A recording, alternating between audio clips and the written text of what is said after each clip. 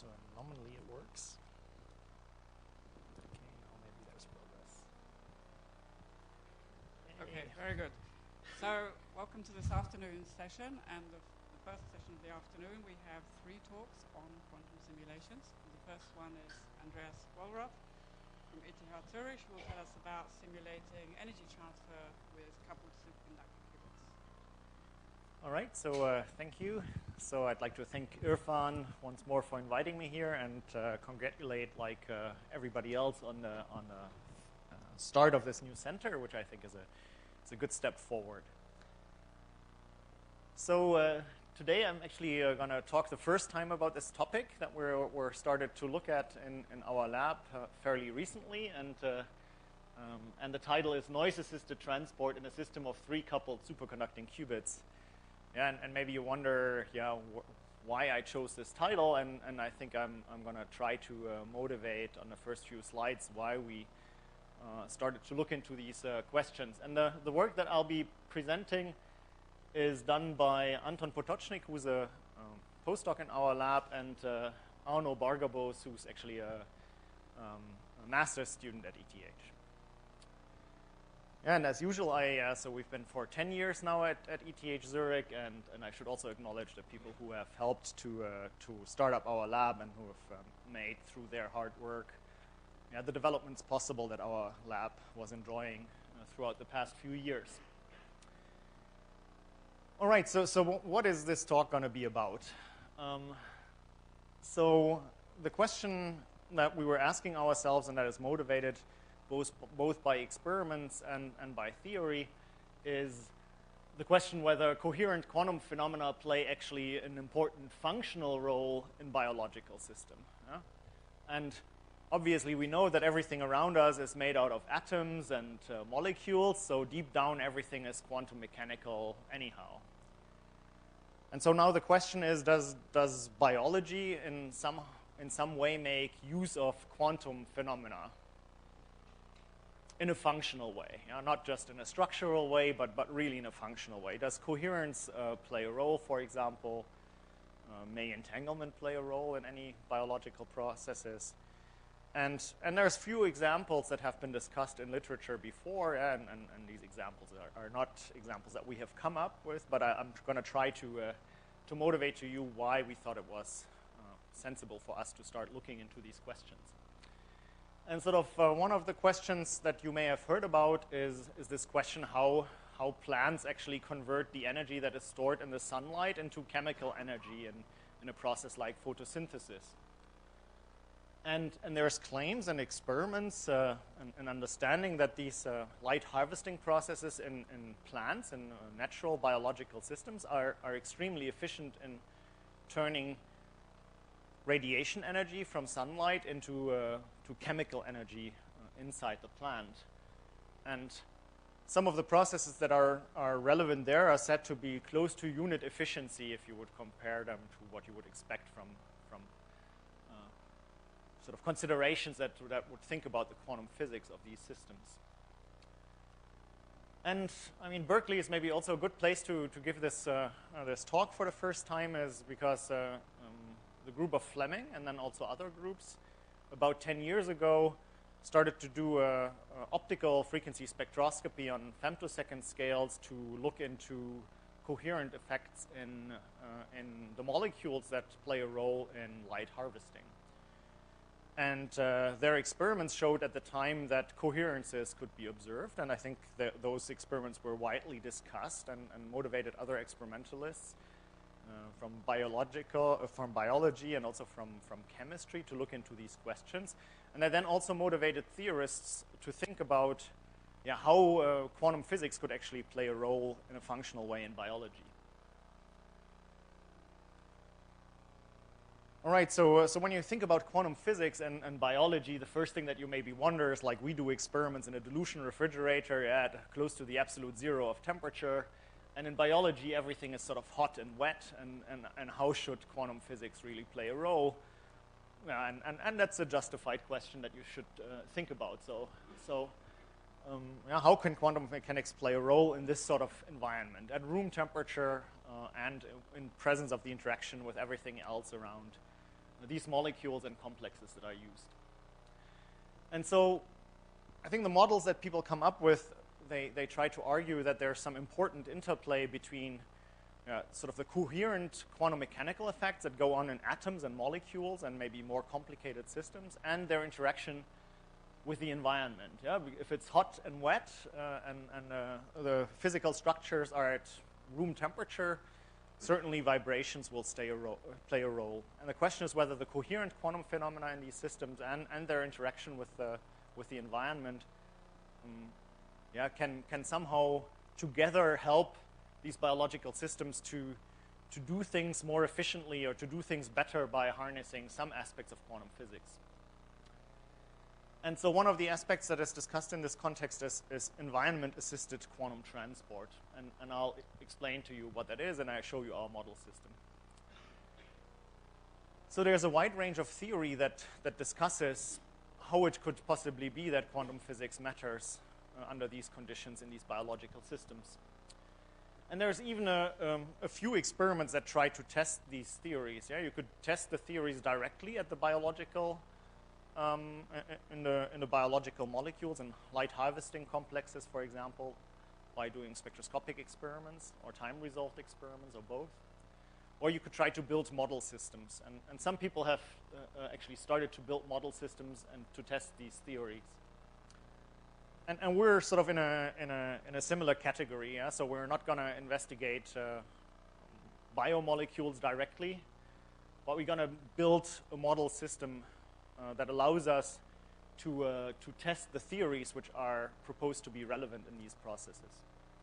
And we will do so by experimentally exploring the quantum physics of these suggested functionally relevant mechanisms. And we'll do so because our lab is, that's what our lab does. We'll do so using superconducting circuits. And actually, there was a paper by Anna Aspiroguzic's group that actually suggested that this kind of question could be tackled with superconducting circuits, and that's been sort of some time ago now. All right, so there's a few examples where people discuss the relevance of coherent quantum physics for biology. And one of the prime ones is definitely this light harvesting. And I'll just briefly walk you through what this is about. So yeah, in this noise-assisted transport and light harvesting complexes, you have some complicated biological system, and typically how it turns light into chemical energy can be decomposed into these three steps. So there's the first step is sort of the absorption of the radiation in some part of the molecule or the complex that acts as an antenna. And then typically not directly at that point that energy is turned, that absorbed light is turned into a chemical reaction. Typically this excitation that gets created by the light is sort of transported through the complex in a multi-step process. And there's these so-called FMO complexes where people believe that electronic excitations are moved around within the biological system. And they then move towards some reaction center where then this energy from the electromagnetic radiation is actually turned into a chemical process where you maybe have some charge transfer going on. And so here's a picture of what this looks usually like. So there's maybe a part of the system that acts as an antenna. There's this FMO complexes that shuttle the energy around in the system. And then there's this reaction center in which the chemical process actually then takes place.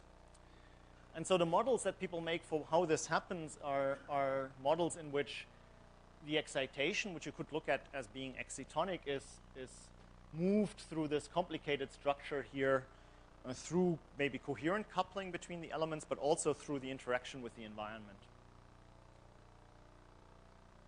And so you can make models that use the tight binding ideas and maybe look at it in the presence of strong dephasing mechanisms.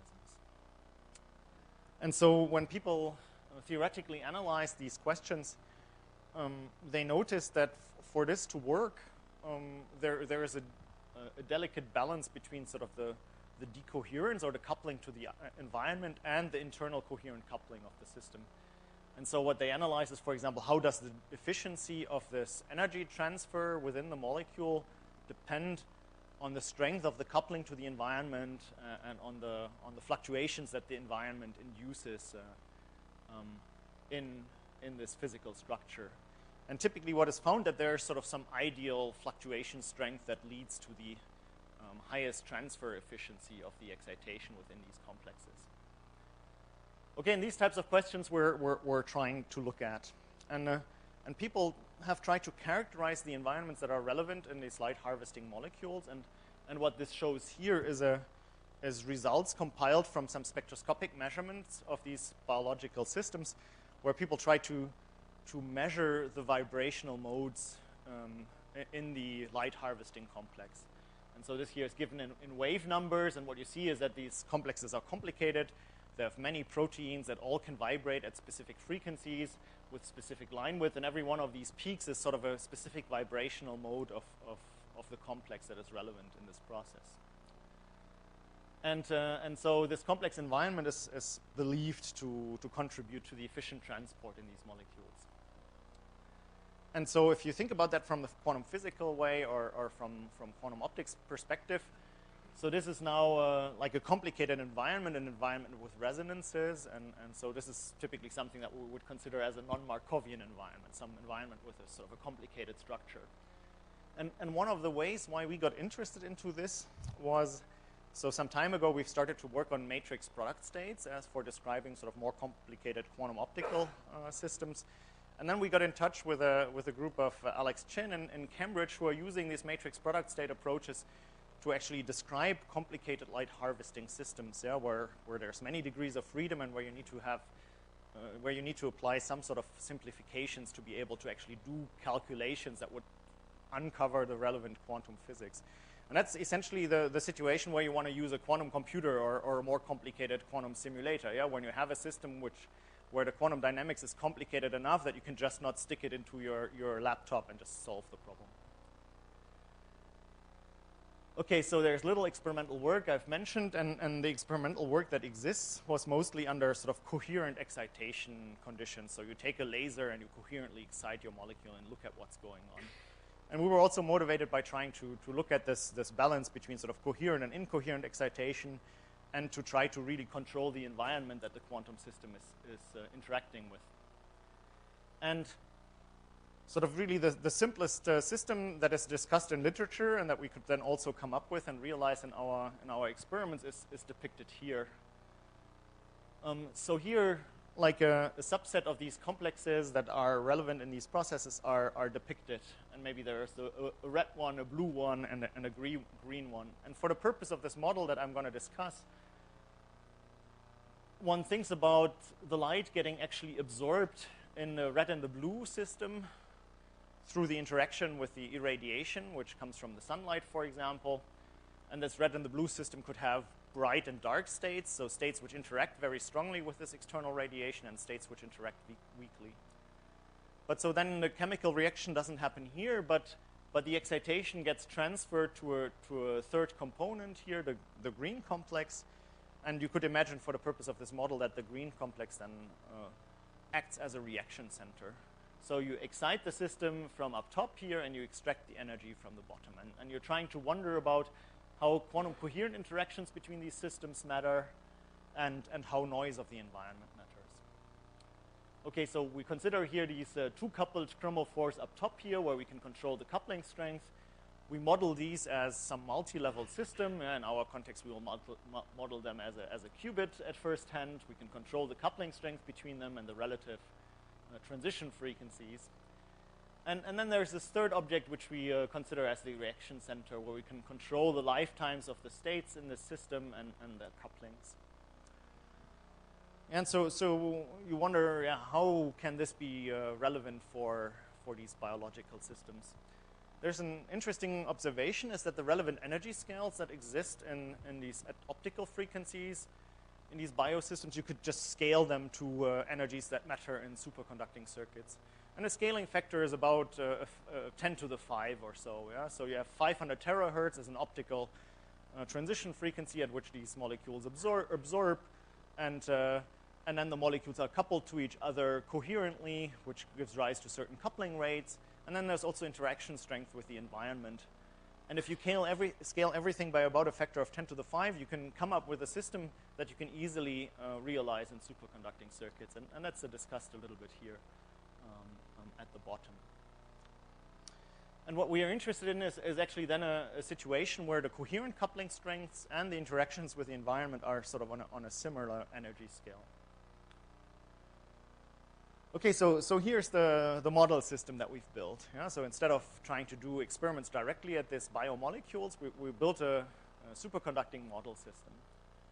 And the device that we've realized is shown here. So in the center, or in the core of the device, there are 3 qubits. So there's a red qubit Q1, a blue qubit Q2, and a green qubit Q3. And these qubits Q1 and Q2, they're actually coupled to a waveguide. And this coupling to a waveguide lets these 2 qubits couple to a continuum of modes. So you could, in principle, excite them at any frequency.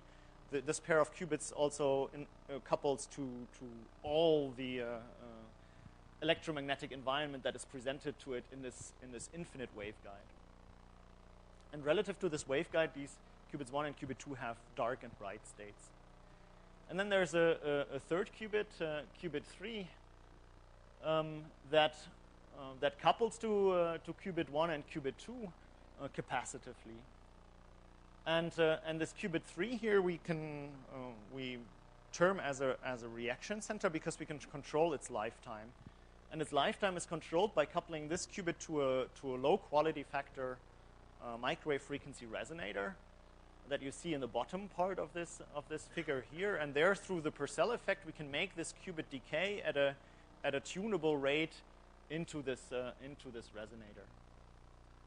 And then we can actually control the environment to which these qubits couple, in this case the classical environment, by using flux lines that you see at the side here. And these flux lines allow us to apply low-frequency microwave signals to the squid loops of these qubits and then change the dephasing rates of these qubits individually. And we've actually full control over the spectrum of the noise that we apply to these gates. And so then we can use this chip to do different types of measurements. So what we typically do is we excite qubits 1 or qubit 2 through this port 1 here, either with coherent or incoherent radiation.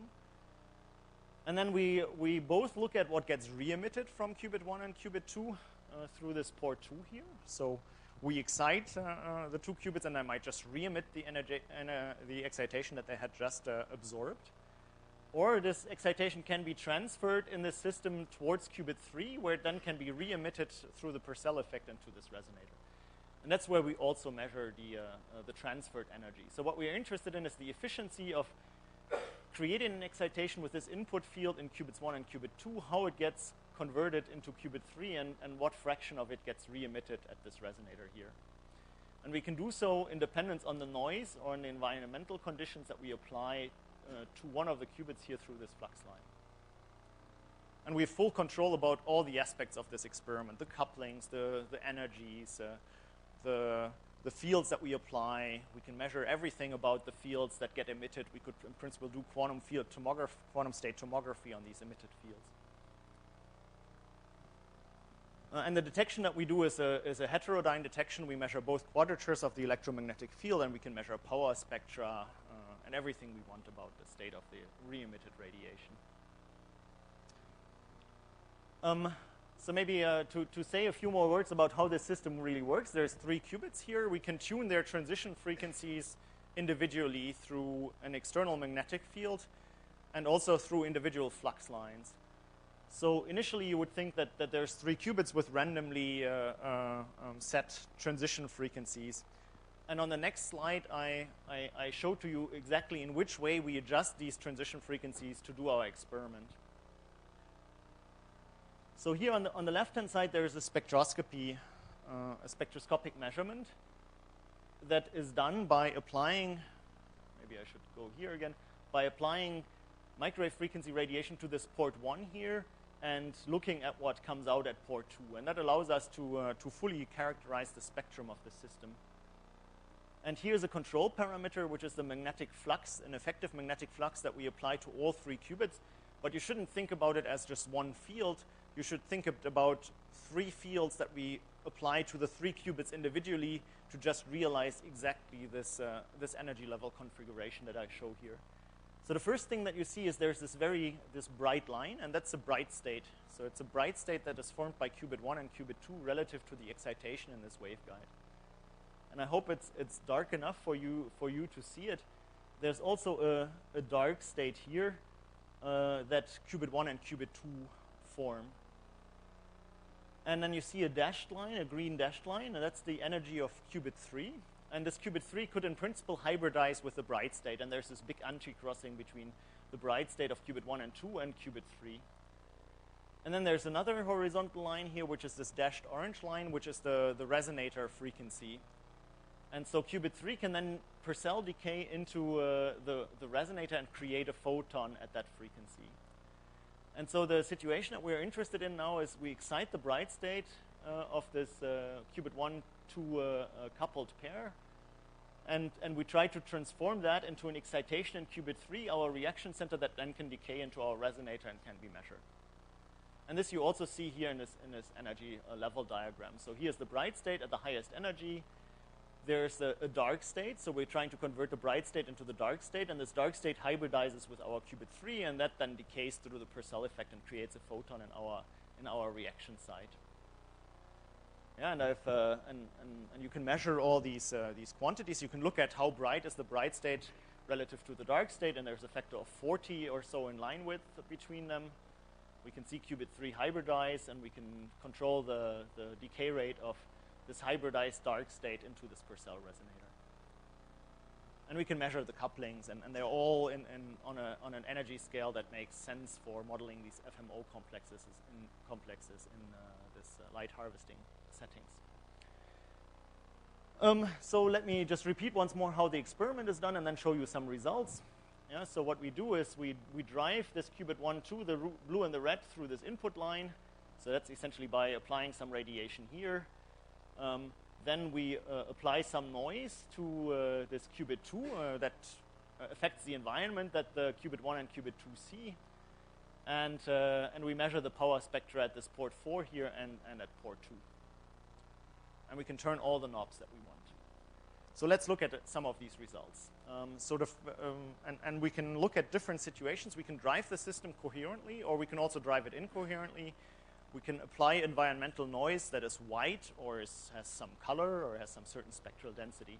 And the first example that I show to you is we excite the bright state with a coherent tone, and we apply at about 6 gigahertz or 6.4 gigahertz and apply white noise as this environmental dephasing. And we can, and this white noise bandwidth, and so both of these spectra here are measured for the actual experiment. So the white noise has a bandwidth of about 300 megahertz, and we can tune its amplitude.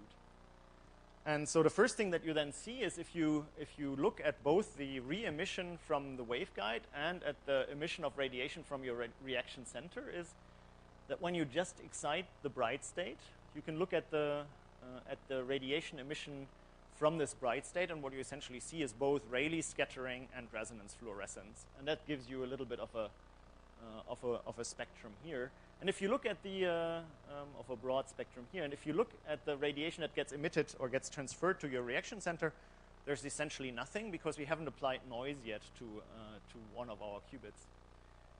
But as soon as we start to apply environmental noise that you could think of stemming from the phonon modes in the proteins that attach to your light harvesting complexes, you see that actually energy gets converted from this bright state into our reaction site, and you see radiation starting to get emitted from our reaction site, and that the power of that emitted radiation actually increases as we increase the dephasing that acts on qubits 1 and 2. And that's one of the predictions that these theoretical models made, that the environmental noise actually helps the transfer of energy from an absorption site into the reaction center site. And we can model this situation. You can write down a master equation simulation and then try to calculate these spectra. And if you compare the spectra on the left-hand side, where again the orange curves are the ones that the spectra of the radiation emitted from the trapping site, and the purple curves are the ones that are re-emitted into the excitation channel, which is the waveguide. And so we find pretty good agreement, which is not so surprising because it's still a simple quantum optical system. that in principle you can calculate everything you want about. So one of the interesting aspects that you would now analyze is actually how does the radiation that gets emitted from the absorption side compare to the radiation that gets emitted from your reaction center. And so what is plotted here is kind of the integral of those spectral lines here versus the strength of the environmental noise that gets applied. And you see that the power in the original, in the excitation line, that goes down with applied noise, and the power in our reaction center actually goes up with applied noise. And there's some peak in this energy transfer between the absorption and the reaction side that occurs at a specific value of this environmental noise. And that was one of the predictions that people made for these processes. So there's a maximum in this transfer efficiency. And by taking the ratio of these different amplitudes, you can actually calculate the efficiency. And one of the predictions was that the efficiency should actually go through some peak, and then for large dephasing rates, it should also go down again, which we see a little bit in this plot here. So we've looked at actually a number of other situations here. So this was for coherent excitation. So in actual light harvesting, you would not expect the chlorophores in your light harvesting complexes to be excited coherently. Yeah? It's just incoherent sunlight. So you should look at how a broad excitation spectrum should affect that. And so rather than driving it coherently, we could also just drive it incoherently with a spectrum that is shown here and do the same experiment. And so here is the same set of data that you have seen before, but now for incoherent excitation.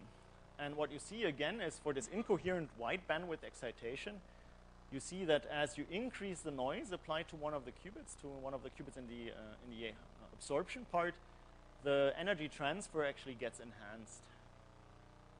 And what you also see is here now the peaks in the waveguide emission, they are now dips, because we measure not only the re-emitted radiation, but also the transmitted radiation through this waveguide port. And nevertheless, you can still analyze and integrate these spectra here and calculate again the ratio of the absorbed energy to the re-emitted energy in your reaction center. And you can also do a master equation simulation for that situation again, which is already a little bit more difficult, and we've maybe done an easy path here by instead of considering a white noise excitation of our bright states, we've considered them to be thermally excited with a thermal field whose mean amplitude we could specify in terms of a thermal photon number.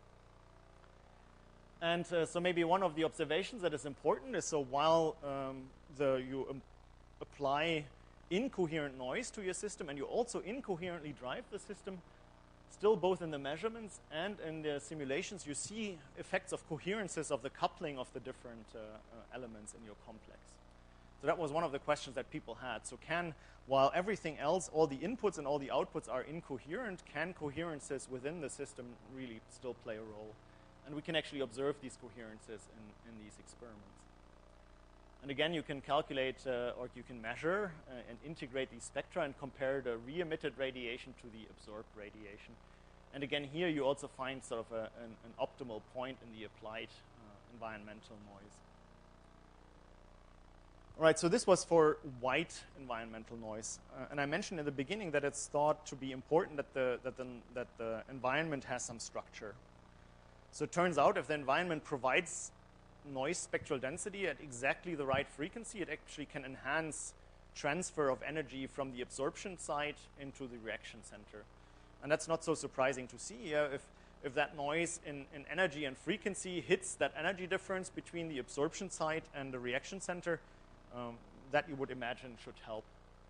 And therefore, we've done an experiment where we've actually, instead of applying white noise as the environment to our qubit 2, we applied colored noise with a spectral density that we could choose, and then we could move this colored noise around in frequency space. And we essentially do, again, the same experiment. You see roughly the same result again. The applied noise sort of converts absorption energy into emission energy, and it does so with particular efficiency when the energies match up.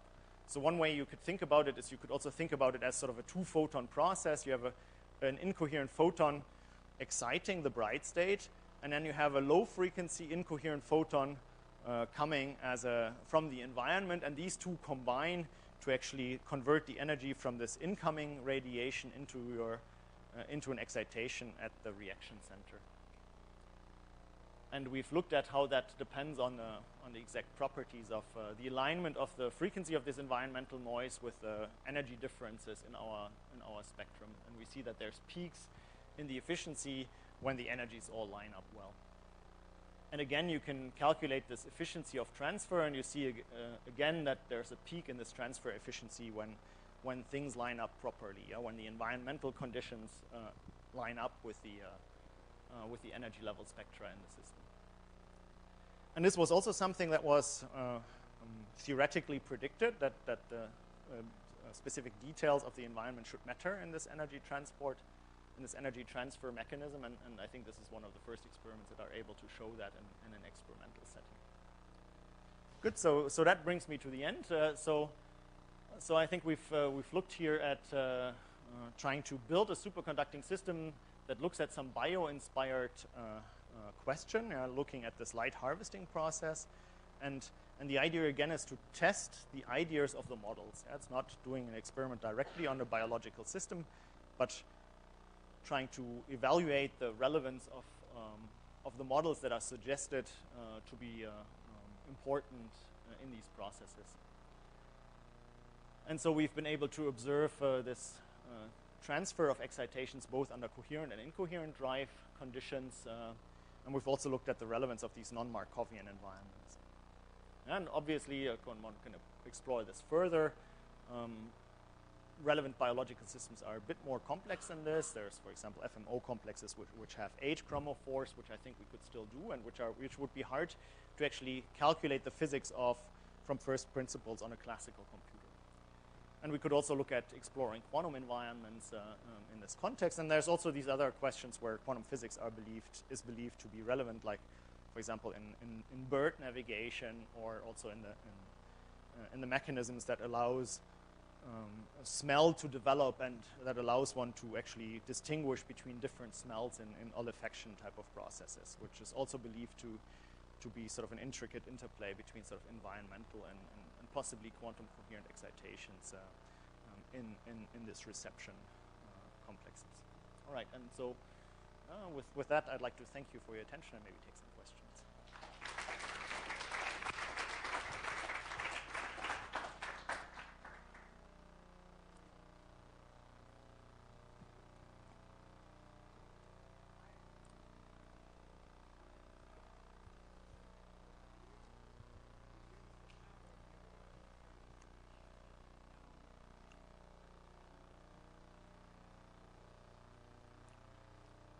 So the question is whether our excitation level can be small, and the excitation level here is actually small. Okay, it's maybe not on the 10 to the minus 4 level, and that's then a question of detection efficiency. So what we did here was we just detected with a regular Hemd amplifier, so there was no parametric amplifier involved yet, and if your detection system is sensitive enough, that should be possible. So if you would use one of Lincoln Labs parametric amplifiers, you can turn your intensities down and do the same tests.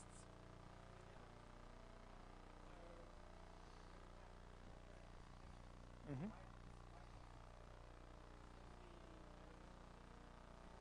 Mm-hmm. Mm-hmm.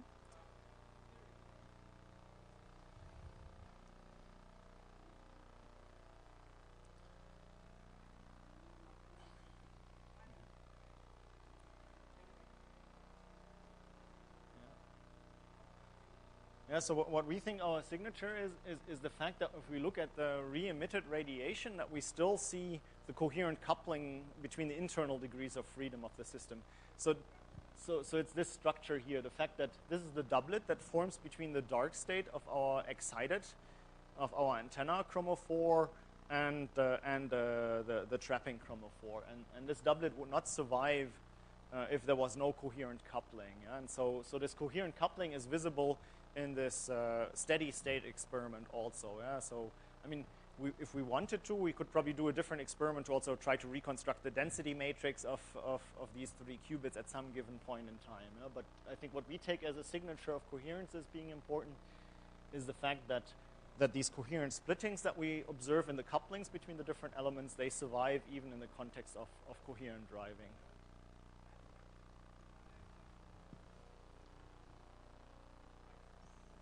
Yeah, okay. So, I mean, it's an interesting question now. So I think that might be sort of interesting to discuss further. So there was a question about fraud? No, so some of the experiments that were done were kind of pulsed, and that was also criticized. And sort of the experiments that we present here are all CW. Everything is CW. CW excitation, CW noise, we detect continuously. But these systems also allow you to do this pulse. So you could look at the temporal dynamics if you want to. But this is our sort of our first shot at this, and I think we think it's quite interesting already at this stage.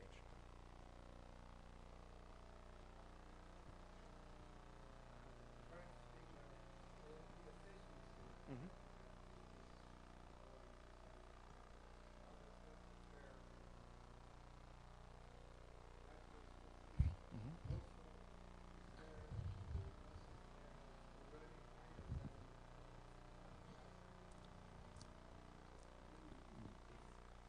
So that's a good question. So one aspect that I also didn't focus on, what is discussed here is the transfer efficiency from the excitation side to the reaction side. Yeah?